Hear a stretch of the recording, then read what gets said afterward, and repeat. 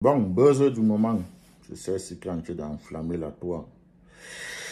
Et moi, je ne connaissais pas qu'il y avait une fille camerounaise qui vivait en Côte d'Ivoire, qui se nommait Diana Bouli. Et en plus, elle est même influenceuse.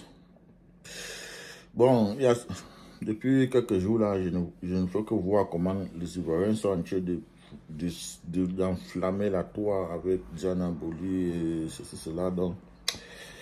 Et ça concerne aussi la CAN.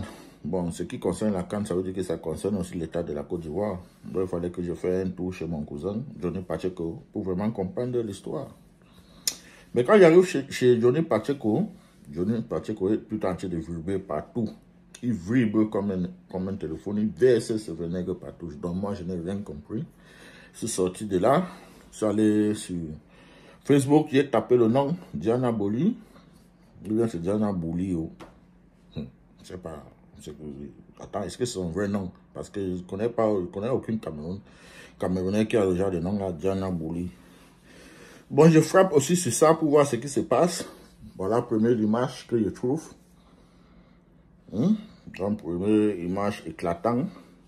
Papaye sauvage, ça m'a d'abord frappé les yeux. Bon, j'ai un peu essayé de lire un peu ce qui se passe ou bien écouter certaines vidéos. Je constate qu'elle a été nommée. Bon, ce qu'elle-même elle a mis sur Facebook, elle a été nommée ambassadrice de la CAN en Côte d'Ivoire. Ce qui est d'ailleurs frustrant parce que je ne pense pas que les Camerounais eux-mêmes pouvaient accepter ça. Et lorsque je parle des Camerounais, je parle des vrais Camerounais. Pas des faux patriotes que vous voyez sur la toile là. Ce ne sont pas des Camerounais là-bas. Ceux-là, ce sont les gens qui portent des œuvres du diable. Ce ne sont pas des patriotes, ce sont des imposteurs et des mendiants. Ce ne sont pas des patriotes. Tous ceux qui viennent sur la toile pour insulter, soutenir la malgouvernance, soutenir tout ce qui se passe au Cameroun, ce ne sont pas des patriotes, ce ne sont pas des Camerounais, ce sont des faux personnes, ce sont les gens qui portent les œuvres du diable. Donc, il faut qu'on soit clair là-dessus.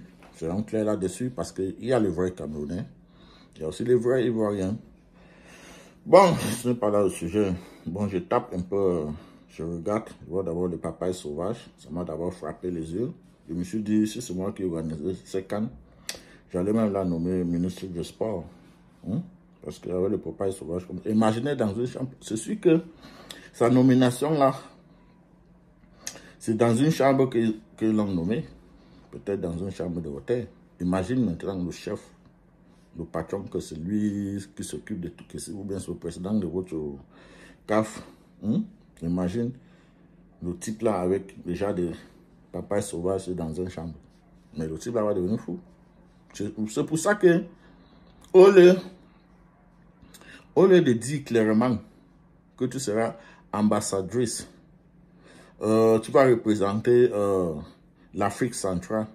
Tellement que le gars était fixé sur le papaye sauvage, le gars dit non, tu seras... C'est celui qui a même dit 3 choses avant de se concentrer. Tu seras ministre du sport. On a dit que non, mais comment, ministre du sport, comment? Tu seras le président de la CAN. On a dit non, comment? Ok, ambassadrice. On a dit qu'au moins ça, il peut gérer. Je pense que les Ivoiriens ne vont pas trop s'énerver, puisque les soutiennent souvent pendant le clash. Mais elle avait bien une chose, mon frère.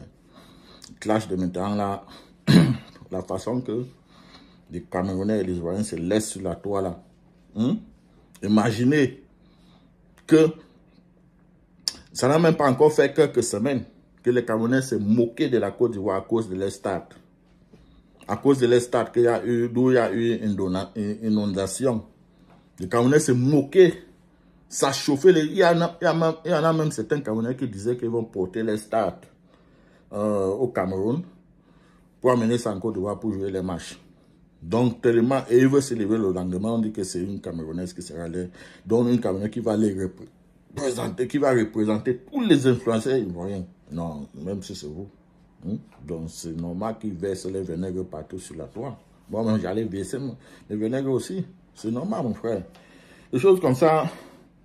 Et ce qui m'étonne, comme je le dis toujours, les Camerounais qui sont sur la toile, là, tous ceux Camerounais qui sont sur la toile, qui font des vidéos, bien des commentaires, des choses, des clashs, à gauche, à droite, sur TikTok, toutes ces choses. Vous n'êtes pas des Camerounais, vous êtes des imposteurs. Vous êtes des fous, des malades mentaux, des imposteurs, des enfants du diable. Vous soutenez, donc, vous voulez tout justifier. Vous voulez tout justifier. Hein? Donc, si ça dépendait que de vous, les Ivoiriens devaient rester tranquilles. Que non, ouais, c'est elle qui va nous représenter. Alors qu'à ce moment-là, vous êtes en train de vous moquer des Ivoiriens.